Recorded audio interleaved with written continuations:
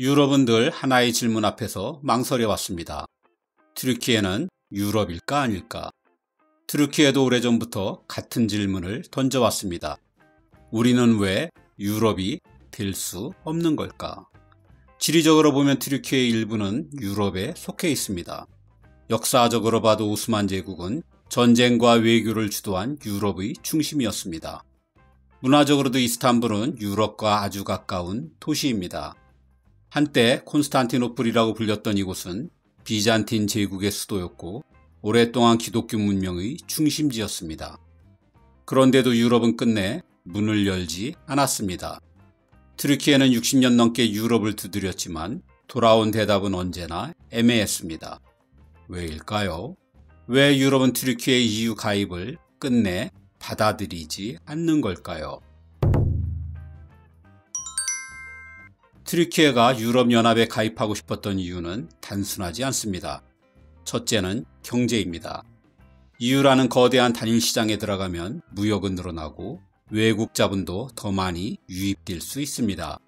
1980년대 이후 튀르키예는 시장을 개방하고 민영화를 추진하면서 유럽 경제권에 본격적으로 편입되기 시작했습니다. 그 과정에서 EU 가입은 신흥국 이미지를 벗고 선진국 문턱에 올라서는 상징으로 여겨졌습니다. 둘째는 정치입니다. 튀르키예는 냉전 이후 민주주의를 유지하려 했고 유럽과 손잡는 것이 그 체제를 더 단단하게 만드는 길이라 믿었습니다. 실제로 유럽연합은 가입 조건으로 인권, 법치, 사법 독립 같은 민주적 기준을 요구했습니다. 튀르키예는 수천 개의 법률을 손보며 각 분야의 제도를 유럽 기준에 맞게 정비해 나갔습니다. 이를 통해 정치적 안정과 국제적 신뢰를 동시에 얻으려 했던 것이죠. 하지만 무엇보다 컸던 건 서구 문명의 일부가 되고자 하는 오랜 욕망이었습니다. 제2차 세계대전 이후 튀르키예는 줄곧 서구 진영에 속하려 했습니다. 1952년엔 나토에 가입했고 미국과 유럽의 원조를 받았으며 튀르키예 지도자들은 늘 우리는 동양이 아니라 서양이다를 강조해왔습니다. 그래서 튀르키예에게 EU 가입은 우리도 유럽이다라는 선언이자 유럽의 바깥이 아니라 그 한가운데로 들어가고자 한 간절한 시도였습니다. 유럽도 튀르키예를 마냥 외면하지는 못했습니다. 튀르키예는 유럽이 갖지 못한 걸 갖고 있었기 때문입니다. 무엇보다 젊고 역동적인 인구가 매력이었습니다. 고령화 저출산에 시달리던 유럽 입장에선 튀르키예의 노동력이 미래 성장의 돌파구처럼 생각되었습니다. 튀르키예는 그 자체로 거대한 시장이기도 했습니다.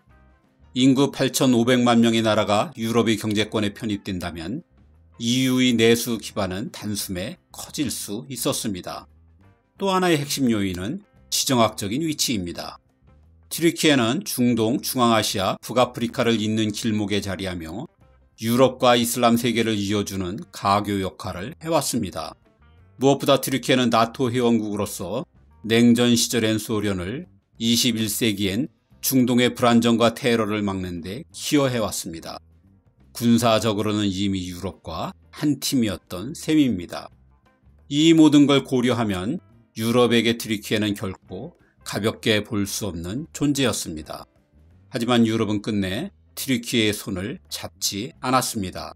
겉으로 내세운 이유는 기준을 충족하지 못했다는 것이었습니다. 인권, 표현의 자유, 언론 탄압, 사법 독립, 그리고 쿠르드족 문제까지. 유럽은 줄곧 튀르키예의 민주주의가 불안정하다고 지적해왔습니다. 튀르키예가 이슬람 국가라는 점도 유럽에겐 큰 부담이었습니다. 겉으로는 종교 차별을 하지 않지만 무슬림 인구가 많은 나라가 들어오면 유럽의 정체성이 흔들릴 수 있다는 불안이 있었습니다. 이미 유럽은 무슬림 이민자들과 심각한 갈등을 겪는 중이었습니다. 튀르키예는 그 감정을 자극하는 존재인 거죠. 처음엔 경계심이었지만 그것은 점차 혐오로 자라났습니다. 튀르키예의 규모도 심리적 거리감을 키웠습니다. 인구, 문화, 종교, 역사적 경험까지 너무 크고 너무 달랐습니다. 한두 가지를 고친다고 해서 쉽게 어울릴 수 있는 존재가 아니었습니다. 실제로 EU 내부의 분위기는 갈렸습니다. 독일, 프랑스, 오스트리아, 네덜란드 같은 핵심 국가들은 튀르키예의 가입에 강한 거부감을 나타냈습니다. 공교롭게도 이들 대부분은 튀르키예 출신 이민자들이 오래전부터 자리 잡은 나라였습니다. 함께 살아온 시간이 길었지만 통합은 늘 어려웠습니다. 이런 피로감은 튀르키예 가입에 대한 거부감으로 이어졌습니다. 반면 스페인이나 폴란드처럼 무슬림 이민자 비중이 낮은 나라는 상대적으로 거부감이 크지 않았습니다. 결국 문제는 감정이었습니다. 유럽은 튀르키예를 거부하는 여러 이유를 내세웠지만 그 말들 속엔 결국 이런 뜻이 담겨 있다고 봐야 합니다. 당신은 우리와 너무 다르다. 그리고 그게 불편하다. 하지만 진짜 이유는 그 불편함만이 아니었습니다. 유럽이 정말로 원치 않았던 건 질서가 바뀌는 것이었습니다. 감정은 표면일 뿐 그 아래엔 철저히 계산된 거부가 있었던 것입니다. 튀르키예의 인구는 EU 전체 인구의 15%에 해당합니다. 만약 가입이 이루어졌다면 독일 다음으로 큰 나라가 되었을 겁니다. 유럽연합의 의사결정 구조는 인구를 기준으로 움직입니다. 투표권, 의석수, 예산 배분 모두 인구가 많은 나라에 유리하게 설계되어 있습니다. 튀르키예가 들어오면 프랑스나 이탈리아보다 더 큰 정치적 비중을 갖게 되는 거죠. 기존 핵심 국가들에겐 받아들이기 힘든 변화입니다. 정치만도 아니었습니다. 경제도 마찬가지입니다. 특히 노동시장에 대한 우려는 더 직접적이고 현실적이었습니다. EU 회원국이 되면 튀르키예인들은 국경의 제한 없이 유럽 아무 데서나 일할 수 있게 됩니다. 그런데 이미 유럽에는 튀르키예 출신 노동자들이 너무 많습니다. 독일 300만 명, 프랑스 100만 명, 네덜란드와 오스트리아에도 각각 50만 명 등 유럽 전역에서 일하는 튀르키예계의 인구는 600만 명 정도로 추산됩니다. 여기에 EU 내부 보고서에 따르면 튀르키예가 EU에 가입할 경우 10년에 걸쳐 400만 명의 이민자가 더 유럽으로 이동할 것이란 전망입니다. 이건 단순히 사람이 많다는 문제가 아닙니다. 노동시장 전체가 흔들릴 수 있다는 뜻이죠. 특히 저임금이나 단순 노동 일자리부터 영향을 받게 됩니다. 일자리를 둘러싼 갈등과 사회적 혼란, 유럽 각국은 그 가능성을 무시할 수 없었습니다. 유럽이 튀르키예를 거부하자 튀르키예 내부에서도 큰 변화가 일어나기 시작했습니다. 한때 많은 사람들은 유럽을 미래의 모델로 여겼습니다. 1923년 터키 공화국을 세운 무스타파 케말 아타튀르크는 서구식 근대화를 국가의 목표로 삼았고 그 방향은 언제나 서쪽이었습니다. 1987년 공식 가입 신청 이후 튀르키예는 유럽연합의 기준에 맞춰 헌법과 법률을 수십 차례 바꿨습니다. 2000년대 초반까지만 해도 국민의 75%가 EU 가입을 지지했습니다. 하지만 그 믿음은 점점 무너졌고 지금은 가입을 지지하는 사람도 30%가 채 되지 않습니다. 실제로 가입이 이루어질 거라고 믿는 사람은 20% 수준에 불과하죠. 아무리 준비해도 유럽은 끝내 문을 열지 않았습니다. 튀르키예보다 민주주의 수준이 낮았던 루마니아, 불가리아, 심지어 분단 상태였던 키프로스까지 먼저 유럽연합에 가입했습니다. 키프로스는 튀르키예와의 갈등조차 해결되지 않은 상태였지만 받아들여졌습니다. 이런 결정은 많은 튀르키예 사람들에게 정치나 제도의 문제가 아니라 결국 문화와 종교가 걸림돌이라는 인식을 남겼습니다. 그래서 점점 더 많은 사람들이 유럽연합을 기독교 국가들의 클럽이라고 부르기 시작했습니다. 유럽이 계속해서 튀르키예를 멀리하자 국민들의 실망은 점점 분노로 바뀌기 시작했습니다. 민족주의 정서가 커짐에 따라 오히려 유럽이 우리를 필요로 한다는 목소리도 따라 커져갔습니다. 여기에 유럽의 경제위기, 영국의 탈퇴, 난민 문제까지 겹치며 이런 흐름은 더욱 힘을 얻게 되었습니다. 정체성도 흔들렸습니다. 유럽이 요구한 건 단순한 제도 개혁이 아니었습니다. 민족과 종교, 그리고 투르크 세계와의 감정적 유대까지 내려놓으라는 요구처럼 느껴졌던 것입니다. 이런 분위기 속에서 튀란주의, 다시 말해 중앙아시아의 투르크계 민족들과 연대하자는 움직임이 크게 일어났습니다. 유럽이 아니어도 우리끼리 충분히 해낼 수 있다는 주장이었습니다. 이 모든 흐름 위에서 등장한 인물이 에르도안입니다.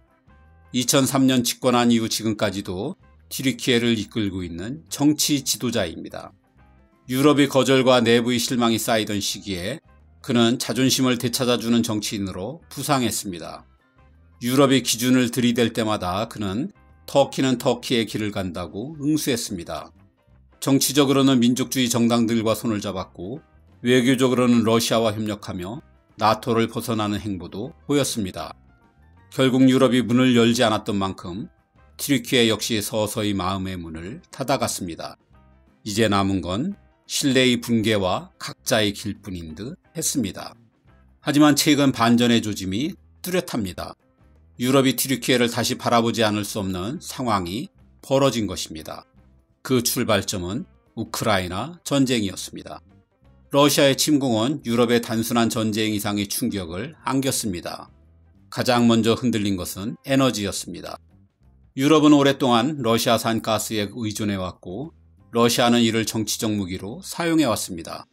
공급을 줄이겠다는 한마디에 가격이 급등했고 각국의 경제와 생활 물가는 큰 타격을 받았습니다. 러시아가 목덜미를 쥐고 있는 상황에서 이를 대체할 수단이 절실했습니다. 그건 현실적으로 튀르키예 뿐입니다. 튀르키예는 아제르바이잔, 투르크메니스탄, 이란, 이라크 북부에서 나오는 에너지를 유럽으로 잇는 핵심 경로에 있습니다. 실제로 지금도 아제르바이잔 가스는 튀르키예를 거쳐 유럽으로 향하고 있습니다. 다른 국가들과의 연결은 아직 본격화되지 않았지만 그 이유는 거리나 기술 문제가 아닙니다. 카스피해의 해양법 분쟁, 러시아와 이란의 견제, 중간 지역의 정치 불안정이 길을 막아왔습니다. 하지만 지금은 상황이 달라졌습니다. 수십 년 동안 유럽이 안고 있던 약점을 단번에 해결할 열쇠를 튀르키예가 쥐고 있는 것입니다. 유럽이 지금껏 놓쳐온 또 하나의 열쇠가 있습니다. 그건 바로 튀르키예의 군사력입니다. 트럼프 집권 이후 유럽은 미국의 안보 우산이 언제든 사라질 수 있다는 현실과 처음 마주했습니다. 나토 방위비를 제대로 내지 않으면 개입하지 않겠다는 경고는 유럽 안보의 근간을 흔드는 선언이었습니다. 그 순간 유럽은 생각하기 시작했습니다. 미국 없이도 우리를 지킬 수 있을까? 그리고 다시 돌아본 나라가 튀르키예입니다. 튀르키예는 나토에서 두 번째로 군대가 많은 나라입니다. 우크라이나 전쟁 초기 러시아의 전차를 멈춰 세운 드론도 이 나라가 만든 무기입니다. 튀르키예의 군사력은 드론 하나로 설명되지 않습니다. 이 나라는 전차, 장갑차, 방공미사일, 구축함과 잠수함, 그리고 자체 개발한 5세대 전투기 칸까지 만들고 있습니다. 2023년 기준 방산 수출 세계 12위로 중동, 아프리카, 중앙아시아 전역에 무기를 공급하고 있습니다. 병력, 실전 경험, 그리고 무기까지 유럽이 지금 가장 부족한 걸 튀르키예가 이미 가지고 있는 것입니다. 튀르키예의 가치는 군사력에만 있지 않습니다. 알고 보면 이 나라는 유럽의 안정을 떠받치는 또 하나의 축이기도 합니다. 시리아 내전으로 수백만 명의 난민이 유럽으로 향했을 때 유럽은 혼자 감당할 수 없었습니다. 그 흐름을 막아준 것이 바로 튀르키예였습니다. 유럽연합은 튀르키예에 수십억 유로를 지원하는 대신 난민을 국경 밖에 머물게 하는 협정을 맺었습니다. 유럽은 알고 있었습니다. 난민이 대거 유입되면 중도 정치는 흔들리고 극우 세력이 떠오른다는 걸 말입니다. 이 협정 덕분에 독일, 프랑스, 오스트리아 같은 나라들은 내부 정세를 어느 정도 안정시킬 수 있었습니다. 보이지 않는 곳에서 유럽의 질서를 지켜온 건 바로 튀르키예였습니다. 이런 상황에서 손을 먼저 내민 쪽은 이번에도 튀르키예였습니다. 에르도안이 다시 가입 의사를 밝힌 것입니다. 고금리와 물가급 등 외환 부족에 시달리는 튀르키예 경제는 지금 대규모 투자가 필요하고 유럽은 여전히 가장 유력한 자금줄입니다. 러시아와의 밀착이 가져온 외교적 부담도 상당합니다. 유럽도 이제 튀르키예를 다시 계산에 넣기 시작했습니다. 에너지, 난민, 무기, 군사력까지 예전엔 외면했던 문제들이 지금은 튀르키예 없이는 해결되지 않기 때문입니다. 차갑게 식었던 관계는 서로가 서로를 필요로 하는 현실 앞에서 다시 움직이기 시작했습니다. 과거엔 튀르키예가 유럽을 원했습니다. 이제는 유럽도 튀르키예를 원합니다. 이 오랜 애증의 관계가 해피의 엔딩으로 끝날 수 있을지는 여전히 알 수 없습니다. 하지만 이 이야기가 아직 끝나지 않았다는 것만은 분명합니다.